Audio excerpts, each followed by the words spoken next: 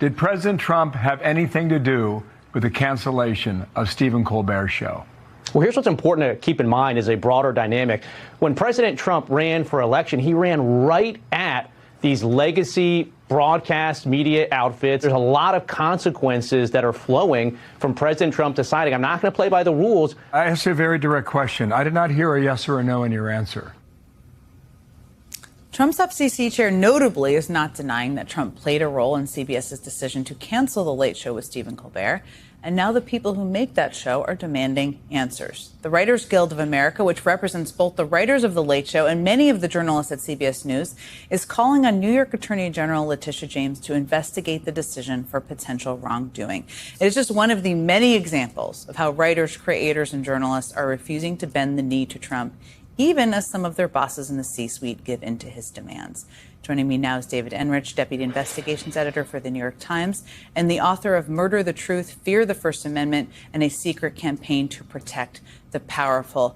David, thank you for being here. I don't know if you knew at the time when you wrote this book, maybe you did, how much of a forecaster you would be in some ways. Let me just start by asking you about this whole Paramount saga. I mean, it began with Trump's incredibly thin defamation case against CBS and 60 Minutes.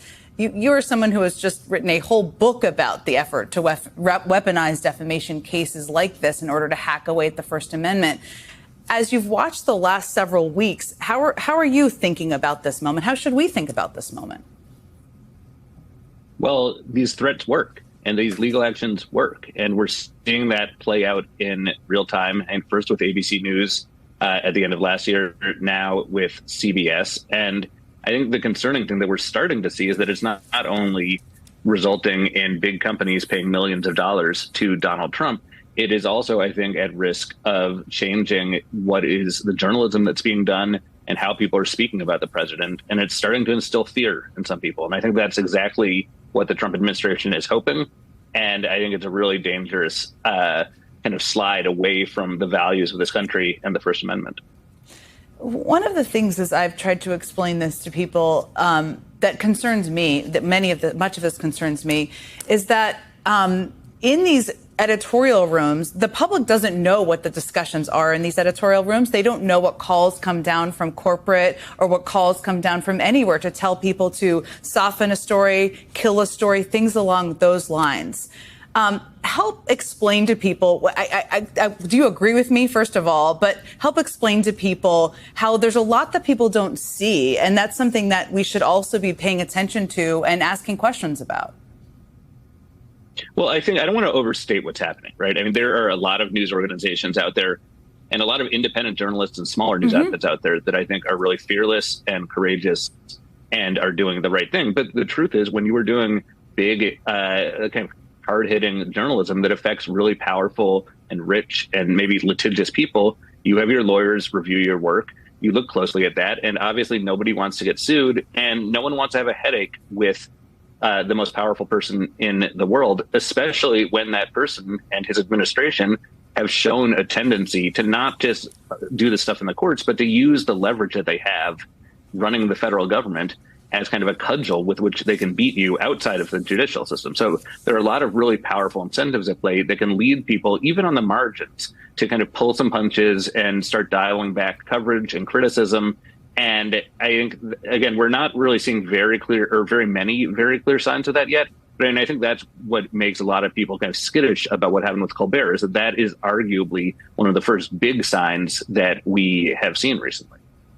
Absolutely. And just to be clear, I should have been more specific. What I mean is, when I read that EP, the statement from the EP, from the former executive producer from 60 Minutes, he seemed to be suggesting he didn't feel he could have journalistic independence. And that's what most news organizations have. That's what we have. That's what people should demand. But it is concerning and something we just don't know enough about.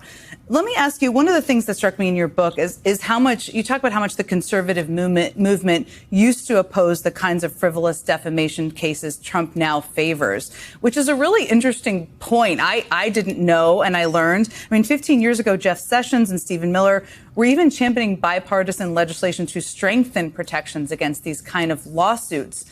What happened?